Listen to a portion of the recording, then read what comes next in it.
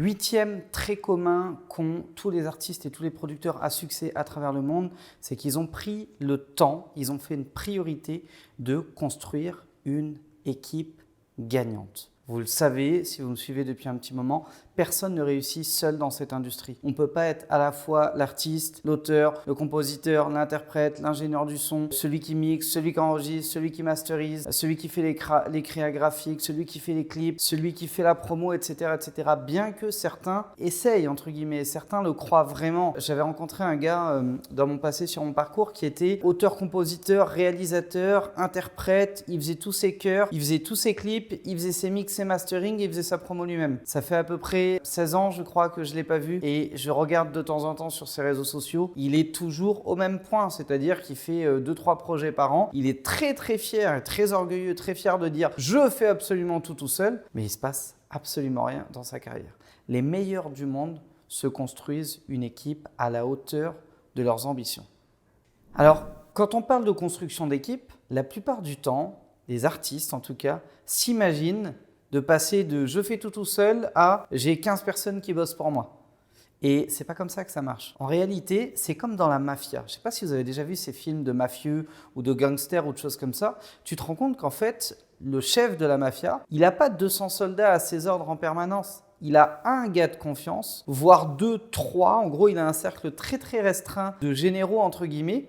Et il se contente de ça. Pour ceux qui ont vu par exemple la série Mafiosa, la chef de clan, elle a un soldat vraiment précieux, puis un binôme de 2 gars qui sont vraiment ses hommes de main. Et avec ces 3 personnes-là simplement, elle est capable de gouverner. Parce que quand vous avez un bon élément dans votre équipe, il en remplace facilement 4 ou 5.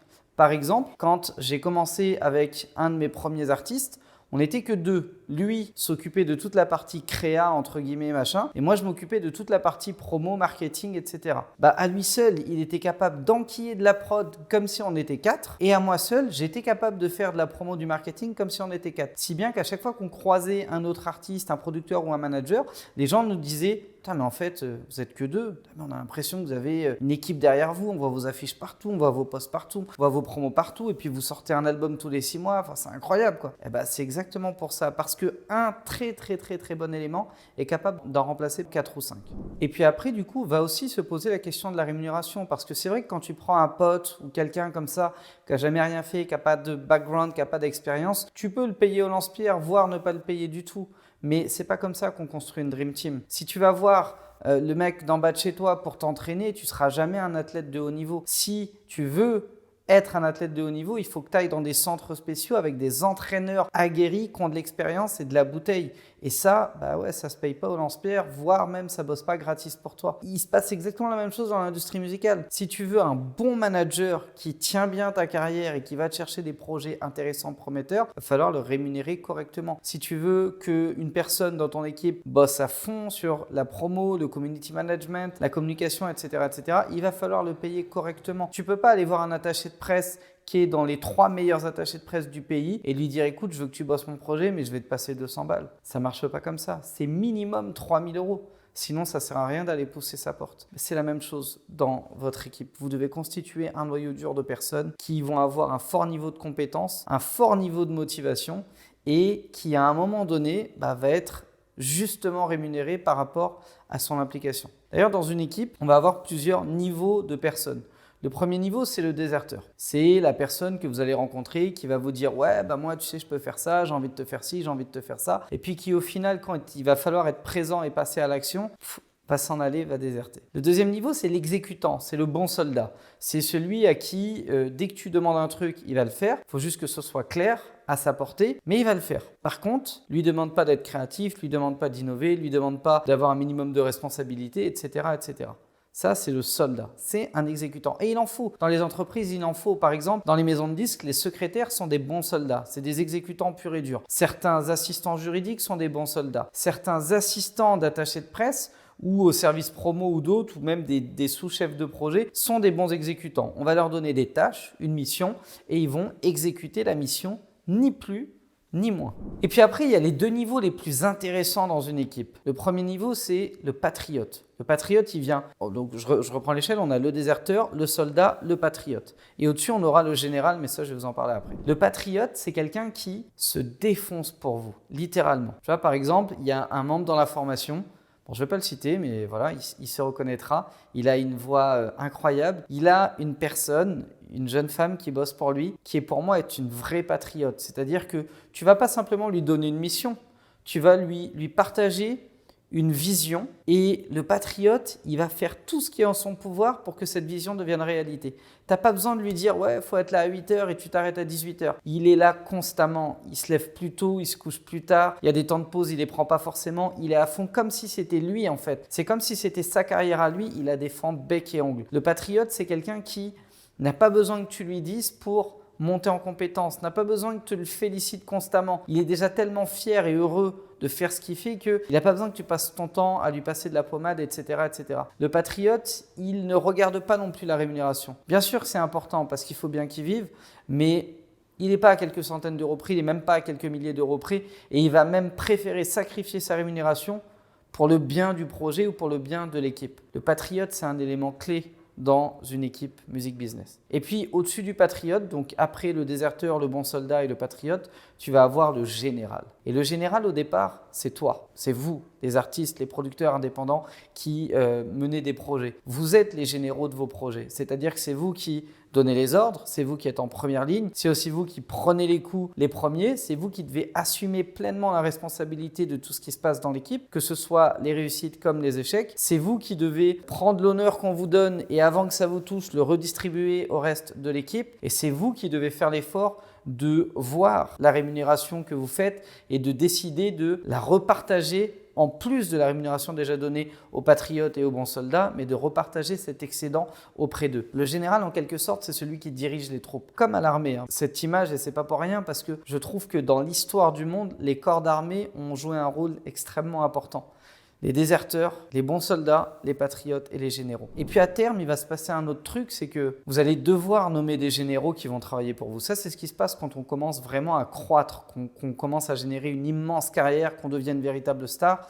On ne peut plus diriger, on ne peut plus être au contrôle. Et à ce moment-là, l'effort à faire, c'est la bascule de céder la place à un ou plusieurs généraux, mais au moins un général, et faire monter la plupart du temps un patriote en compétence pour qu'il devienne général. Et plus vous allez entretenir ce système-là dans votre équipe, plus vous allez être ouvert à des recrutements. Par exemple, au début, quand je recrutais des membres dans mon équipe, sur mon label, I Have a Dream Records, on a été jusqu'à 17 en tout et pour tout dans l'équipe. J'avais déjà à l'époque ces différents profils en tête. Ça me vient d'un bouquin dont j'ai absolument plus souvenir qui s'appelait A-Grade Player ou un truc comme ça. Alors je ne sais plus du tout qui l'a écrit, je suis vraiment désolé. J'avais déjà eu une notion de ça et à chaque fois que j'avais besoin de recruter une personne, j'essayais d'identifier pour le poste dont j'ai besoin qui est-ce qu'il me faut. Est-ce qu'il me faut un déserteur? Évidemment non, jamais. Est-ce qu'il me faut un bon soldat, un patriote ou un général? Et en fait, selon la spécificité des tâches, vous allez identifier le type de profil qu'il vous faut. Par exemple, quelqu'un à qui vous allez confier la direction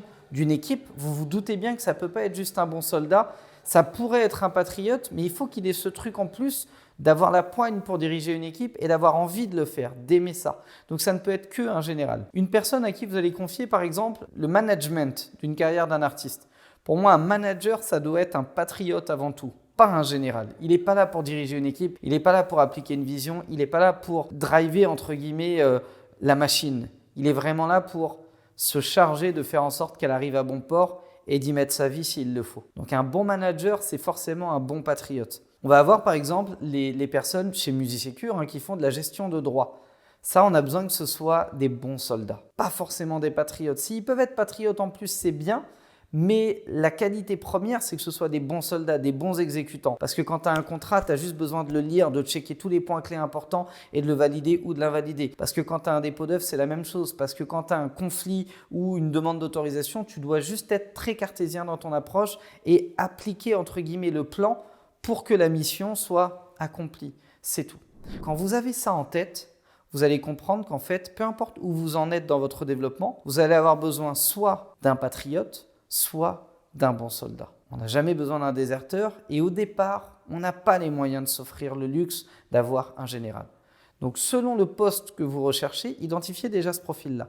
C'est très important parce que pendant les entretiens que vous allez avoir avec les différentes personnes que vous souhaitez recruter, vous allez tout de suite orienter vos questions. Par exemple, quand je faisais un recrutement sur un poste d'attaché de presse pur et dur où il n'y avait pas grand-chose à faire à part faire des relances, faire un suivi, être carré, etc., il me fallait un bon soldat. Donc, je lui posais des questions qui allaient dans ce sens-là, mais vraiment des mises en situation. Je sais pas, par exemple, demain, je te donne un script, tu as des appels à faire, mais tu te rends compte que le script n'est pas forcément idéal. Est-ce que tu te maintiens malgré tout à la mission qu'on t'a confiée au script ou est-ce que tu innoves en mettant des choses un peu différentes, nouvelles, en faisant des tests, etc. Un patriote, il va répondre qu'il va innover, faire des tests, qu'il va modifier la structure. Un bon soldat, il va dire non, moi je me cantonne au plan parce que c'est le plan qu'on m'a donné, c'est ma mission, donc je l'exécute. Vous voyez la différence? C'est comme ça qu'on va réussir à isoler un bon profil par rapport à la mission qu'on veut lui confier. Alors évidemment, on se trompe 9 fois sur 10. Évidemment, c'est pas évident de recruter quelqu'un. Évidemment, c'est pas évident de l'intégrer à une équipe et de bien diriger cette équipe. Malgré tout,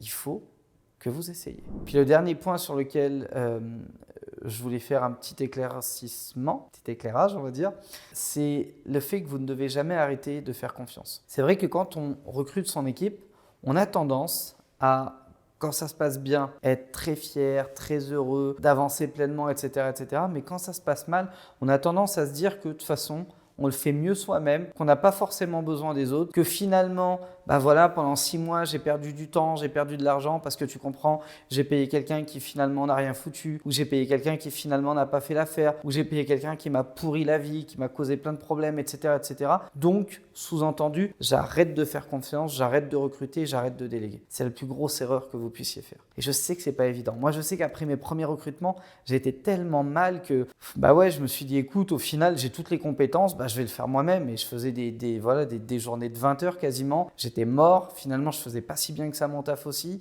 Et puis, ça pesait sur tout le monde. Non, il faut accepter de faire confiance de nouveau. Il ne faut pas hésiter à se dire que sur une équipe, par exemple, de 10 personnes, vous allez vous planter sur 8 recrutements sur 10. 8 recrutements sur 10 minimum. Ça, c'est si vous êtes quelqu'un de bon. Si vous êtes quelqu'un de normal, vous allez même vous planter sur les 10 au départ. Mais quand vous allez faire un bon recrutement, vous allez réaliser à quel point c'est puissant d'avoir un prolongement de vous-même parce que quand on a une équipe, ce qui est magique, c'est l'effet de levier du temps. Par exemple, dans une journée, on a tous 24 heures. Alors, dans une journée de travail, on a peut-être tous 8 heures. Sauf que quand tu as une équipe de 10 personnes qui travaillent pour toi, avant même que tu aies commencé à travailler, tu sais que tu vas déjà cumuler 80 heures de travail pour faire avancer ton activité. Et ça, je peux vous garantir que ça vaut tout l'or du monde, ça vaut bien le salaire que vous leur versez, ça vaut bien la rémunération, le pourcentage, les intéressements que vous leur donnez, tant que vous êtes garant de votre rentabilité. En tout cas, retenez bien que les meilleurs du monde, toutes les plus grosses carrières se sont construites avec des équipes